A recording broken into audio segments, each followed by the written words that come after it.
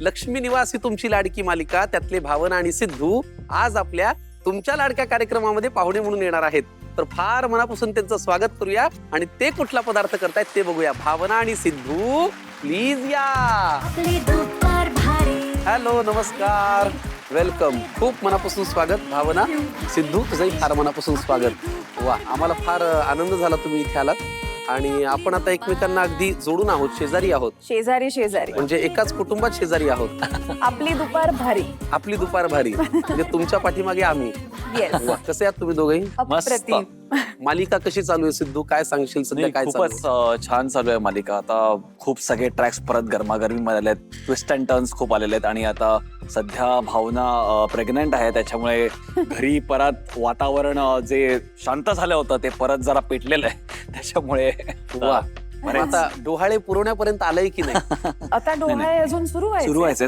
पण त्याची तयारी आम्ही सारे खवय्येपासून आम्ही सुरू केलेली मी आहे. तेच म्हणणार होतो की आमच्या पुढे म्हणूनच आहात तुम्ही. माझे डोहाळे तुम्ही पुढे आहात. अगदी बरोबर. आणि डोहाळे माहेरी पण पुरवले जातात. Yes. तर हा कार्यक्रम तुझं ते सासर असलं तर हे माहेरी असं म्हणायला काही हरकत क्या बात नाही. आहे. त्याच्यामुळे इथून आपण त्याची सुरुवात करूया. पण हे झालं भावना आणि सिद्धू म्हणून. पण अक्षय, झी मराठीवरती तू गेली अनेक वर्ष टेलिव्हिजन वरती दिसते आहेस आणि झी मराठीचा एक आश्वासक चेहरा आहेस.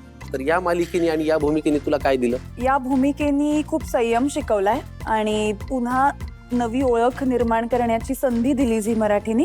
आणि भावनामुळे पुन्हा एकदा झी मराठीवर काम करता आलं. हे खूप स्पेशल होतं. पण ही खूप वेगळी ओळख निर्माण झाली असं मला वाटलं, कारण स्टारकास्ट खूप मोठी होती आणि मोठमोठ्या कलाकारांसोबत काम करायची संधी मिळाली.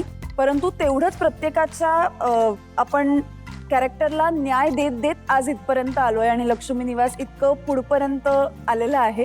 त्याचं आज खूप छान वाटतंय. आम्ही इतके एपिसोड्स पार करू शकलो, तेही 1 तासाचे. किती छान. वा, तुझं काय मत आहे? माझी तर पहिलीच मालिका आहे आणि मला तर या मालिकेने पहिलं तर काम दिलंय. हो, बरोबर आहे. आणि खरं तर मालिका हा माध्यम इतका सोपा नव्हता, कारण तो जो एक कम्फर्ट झोन माझा आधी सेट झालेला आयुष्यात तो ब्रेक केला. खरं सांगू तर कुठला कम्फर्ट झोन? म्हणजे तू काय करायचं? आराम. मी आधी